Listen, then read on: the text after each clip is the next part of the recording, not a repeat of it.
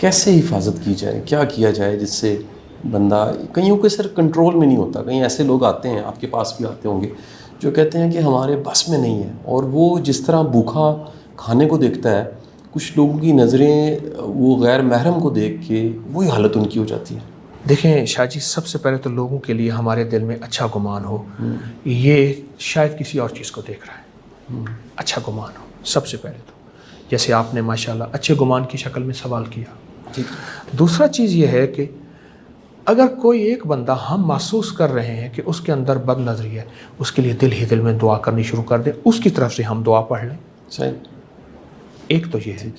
دوسری یہ ہے کہ یہ بد نظری کا نظام ہوگا تو کلمہ نصیب ہوگا. وہ آپ پوچھیں کیسے؟ حدیث میں میرے آقا کا فرمان ہے, جو بد نظری پہ محنت کرے گا, کوشش کرے گا, مفہوم عرض کر رہا ہوں, اللہ اس کو سب سے پہلا جو صلہ دے گا, دل کا سکون چین تو دنیا میں سارا نہیں ملے گا, اور آخری وقت میں کلمہ نصیب ہوگا. کیا بات. اور بے شمار واقعات ہیں. اب جہاں بد نظری کا ماحول ہے وہاں محنت کرتا رہے, ندامت کرتا رہے, کوشش کرتا رہے, یہ دعا پڑھتا رہے.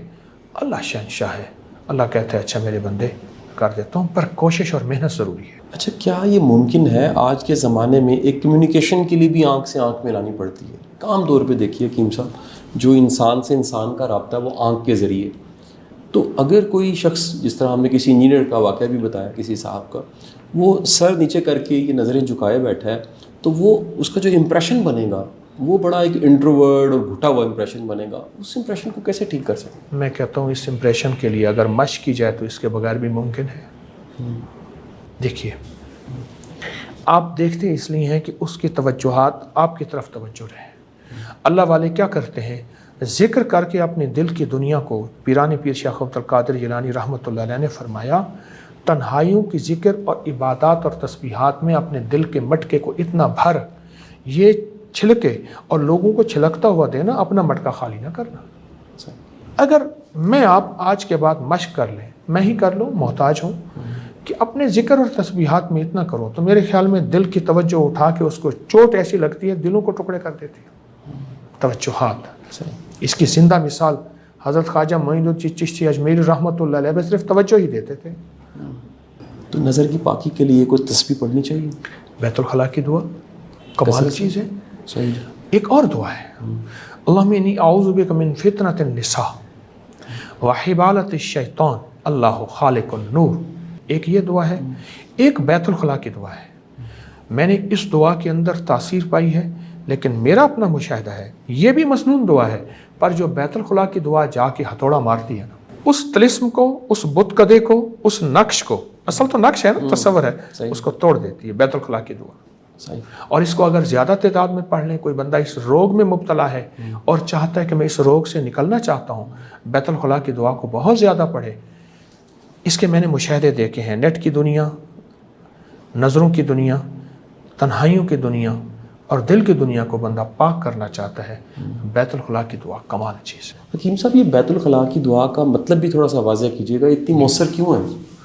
سب سے پہلی بات تو یہ ہے کہ میرے آقا کا فرمان ہے, حضور کی حدیث ہے. دوسری چیز یہ ہے, آپ اس کے ترجمے میں دیکھیں, بسم اللہ اللہم انی اعوذ بک, اللہ میں بے بس ہوں, تیری پناہ میں آنا چاہتا ہوں, تیری چھتری میں آنا چاہتا ہوں, میں بے بس ہوں. کس سے؟ میرے بندے کیا چاہتا ہے, من الخبث والخبائث, جننی اور جن جو بیت الخلاء میں رہتے ہیں, باقاعدہ فیملی رہتی ہے. اچھا, اب ہم کہتے ہیں ہماری آنکھیں نہیں دیکھتی, خون کے قطرے کے اندر سائنس کہتی ہے کہ ایک کائنات ہے, سرخ ذرات, R B Cs, W B Cs, platelets, plasma, فلاں فلاں فلاں ہے, اور اسی خون کے اندر ایک قطرے کے اندر ہی وائرس ہے, بیکٹیریا ہے, ڈینگی کا ہو یا کرونا کا ہو وغیرہ.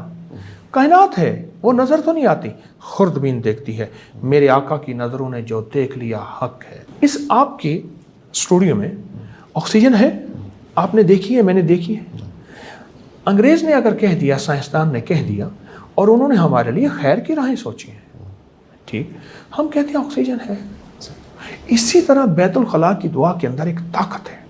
اللہ کہتے ہیں اچھا میرے بندے, تو نے اپنے آپ کو میرے سپرد کر دیا, اب میں خود کر کے دکھاؤں گا.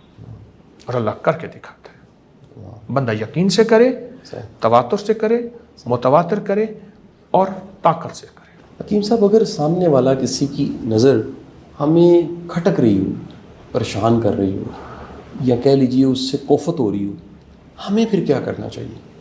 بیت الخلاء کی دعا پھر بھی پڑھنی چاہیے۔ اس کی ایک وجہ ہے نا، آپ نے اپنے آپ کو اللہ کے سپورٹ کیا۔ اللہم انی اعوذ بک، ہمارے ہاں ایک صاحب تھے، وہ اپنا عدالت میں نا درخواستیں لکھتے تھے، اس وقت 5-10 روپے مل جاتے تھے۔ ٹھیک ہے۔ انہیں ایک بڑے ذمہ دار نے تنگ کیا، تو مجھے یاد ہے سائیکل پہ جا رہے تھے تو کہہ رہے تھے بچاؤ بچاؤ بچاؤ۔ لوگ پوچھتے کیا ہے، کہہ رہے بچاؤ۔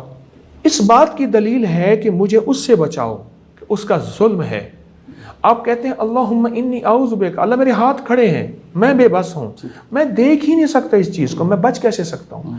مولا تیرے حبیب نے فرمایا کہ جہاں بیت الخلاء ہے وہ کتنا خوبصورت ٹائلوں سے سجا ہوا ہے، ٹھیک، پر وہاں فیملی رہتی ہے، خبث خبائث، میاں بیوی ہے تو فیملی رہتی ہے، اس سے جو بچ گیا۔ اور ایک اور عجیب بات ہے، فرمایا جو بیت الخلاء کی دعا نہیں پڑھتا، مفہوم ہے شیاطین جنات، کالی دنیا، کالے لوگ، شیاطین جنات اس کی شرمگاہ سے کھیلتے ہیں، پھر اس کے اندر ناجائز شہوت پیدا ہوتی ہے، اور اس کی نظروں سے وہ نکلتی ہے، اس کے بولوں سے نکلتی ہے، اور پھر اگلی خطرناک بات یہ ہے اس کی ایک جگہ تسکین نہیں ہوتی۔ اللہ، بیت الخلاء کی دعا تو ہماری زندگی ہے۔ صحیح۔